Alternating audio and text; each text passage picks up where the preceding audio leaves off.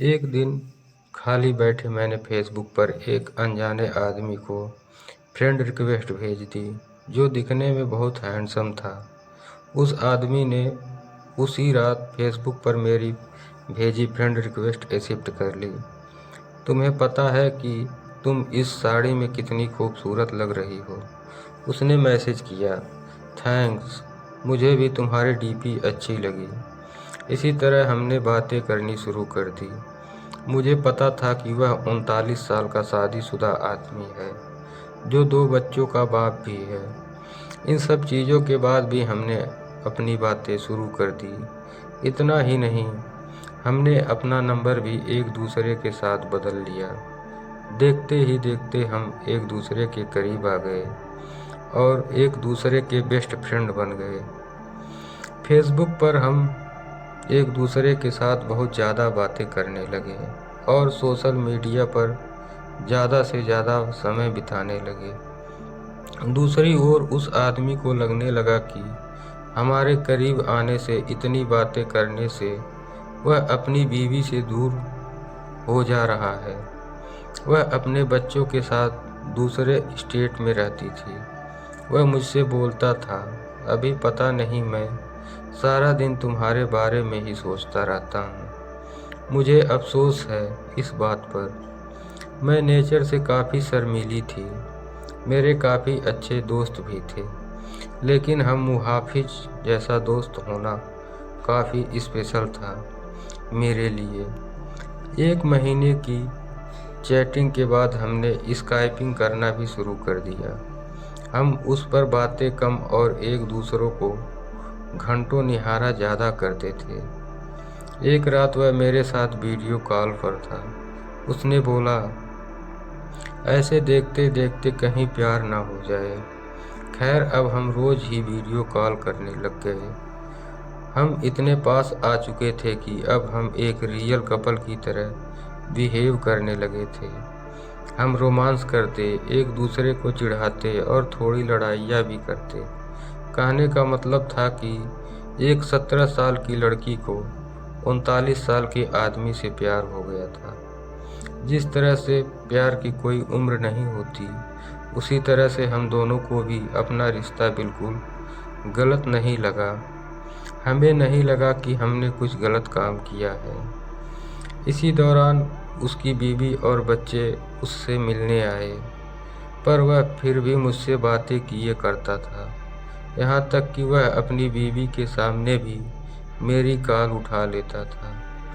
उसी दौरान उसकी बीवी उस पर शक करने लगी, क्योंकि अब वह पहले जैसा बिल्कुल भी नहीं रह रहा था। एक रात की बात थी, जब ये दोनों बेड पर सेक्स के लिए गए, तभी इनके फ़ोन पर मैंने मैसेज किया और अपनी फ़ोटो भेजी। इनकी वाइफ ने उनका फ़ोन जैसे ही खोला, मेरी फ़ोटो उन्हें दिखी।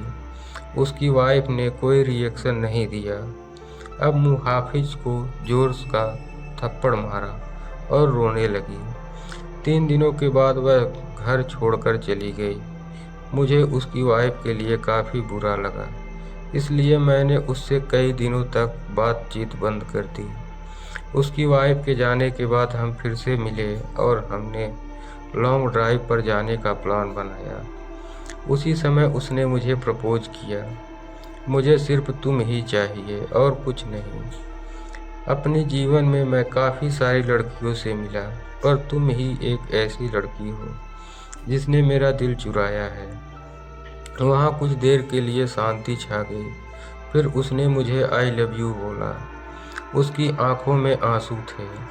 हम एक दूसरे को किस करना चाहते थे, गले लगाना चाहते थे। दूसरे दिन मुझे एक मैसेज मिला जिसमें उसने लिखा था, हे डार्लिंग, आई लव यू, लेकिन मेरा परिवार भी है, मेरी कुछ ड्यूटीज भी हैं। यह मेरा तुमको आखिरी मैसेज है। मुझे प्लीज़ कॉल या टेक्स्ट मत करना। मैं तुम्हें ब्लॉक कर रहा हूँ। मुझे ऐसा लगा कि मानो मैं शादी के बाद विधवा बन गई हूँ। मैं बुरी तरह से टूट चुकी थी, काफ़ी परेशान थी।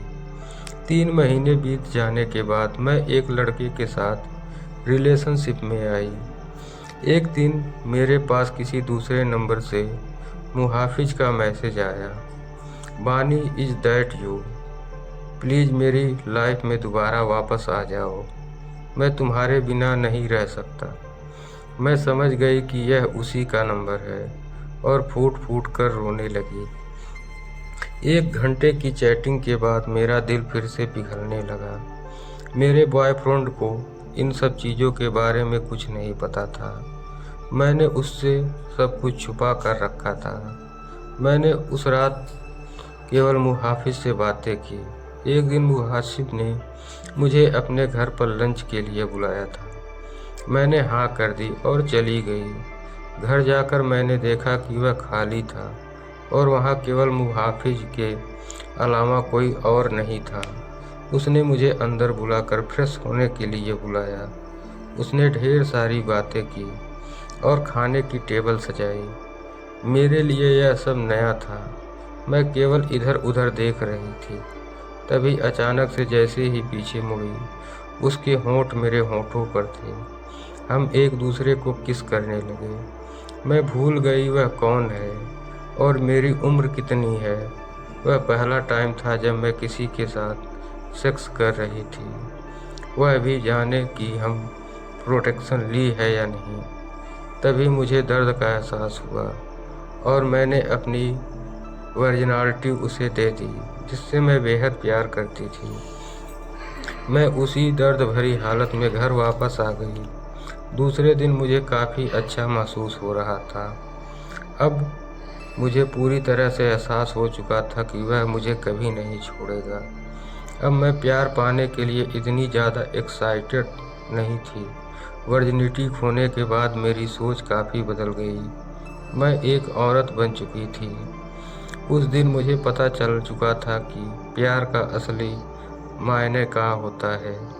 एक दिन मैंने अपनी फीलिंग के बारे में मुहाफिज को बताया और बोला कि मुझे हमेशा के लिए छोड़ दो। उसने कहा कि कोशिश करेगा।